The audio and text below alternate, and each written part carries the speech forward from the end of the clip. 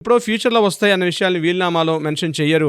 ఆ వివరాల్ని అందులో నమోదు చేసే అవకాశం ఉండదు. ఇప్పుడు నేను చెప్పినటువంటి వివరాలన్నీ కూడా కరెక్ట్‌గా ఉన్నాయంటే, ఆ డాక్యుమెంట్స్ అన్నీ అక్కడే మన ఇంట్లో అయితే ఇంట్లో, హాస్పిటల్ అయితే హాస్పిటల్‌లో సబ్ రిజిస్ట్రార్ గారు పూర్తిగా ఎగ్జామిన్ చేసి, ఇద్దరు సాక్ష్యంతకాల్ని మాత్రం మనం అక్కడ పెట్టుకోవాలి మనతో పాటు. అయితే గుర్తుపెట్టుకోండి, బెనిఫిషియరీ ఎవరైతే సంతకాలు అంటే ఈ ప్రాపర్టీని ఎవరైతే ఈ టెస్టేటర్ అంటాం, ఇచ్చే వ్యక్తిని టెస్టేటర్ అంటాం.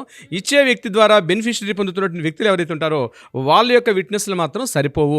బయట వ్యక్తుల నుంచి విట్నెస్‌లు తీసుకోవచ్చు. ఫ్రెండ్స్ గానీ, బంధువులు గానీ, మిత్రులు గానీ ఎవరైనా ఉంటే వాళ్ళందరినీ ఇద్దరు విట్నెసెస్ కంపల్సరీ. అక్కడ హాస్పిటల్‌లో ఉన్నా సరే, ఇంట్లో ఉండి కూడా మనం రిజిస్ట్రేషన్ చేసుకునే వెసులుబాటు ఉంటుంది. సెక్షన్ 31, 31 అదేవిధంగా 61, 62, 63 ఇవన్నీ కూడా ఇండియన్ రిజిస్ట్రేషన్ యాక్ట్‌లో ఉన్నటువంటి ఇవన్నీ కూడా మనకు తెలియపరిచే ప్రయత్నాలు చేస్తున్నాయి. సో, సబ్ రిజిస్ట్రార్ గారు అక్కడే ఫోటో ఐడెంటిటీ తీసుకుంటారు.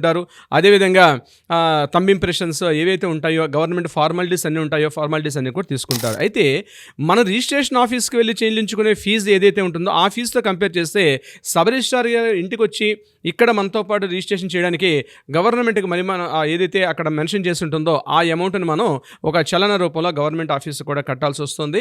ఇక్కడ వచ్చినటువంటి సబ్ రిజిస్ట్రార్ కానీ లేకపోతే అక్కడ ఎవరైతే వస్తారో స్టాఫ్ ఆయనతో పాటు వచ్చే వాళ్ళు ఎవరు కూడా మనం బ్రైబ్ ఇవ్వాల్సిన అవసరం లేదు. గవర్నమెంట్లో ఉన్నటువంటి మన చట్టంలో ఉన్నటువంటి ఒక వెసులుబాటు వాళ్ళకి గవర్నమెంట్కి చలన కడితే వాళ్ళు డెఫినెట్గా వాళ్ళు విజిట్ చేస్తారు. మనం ఏ టైంకి రమ్మంటే ఆ టైంకి కూడా వచ్చే వెసులుబాటు సబ్ రిజిస్ట్రార్ గారికి ఉంది. మనం ఏ టైం ఫర్ ఎగ్జాంపుల్, ఎందుకంటే నేను ఈ మధ్యకి ఒక కేసు నేను చూశాను. ఆ కేసు ఆవిడ హాస్పిటల్లో ఉన్నారు.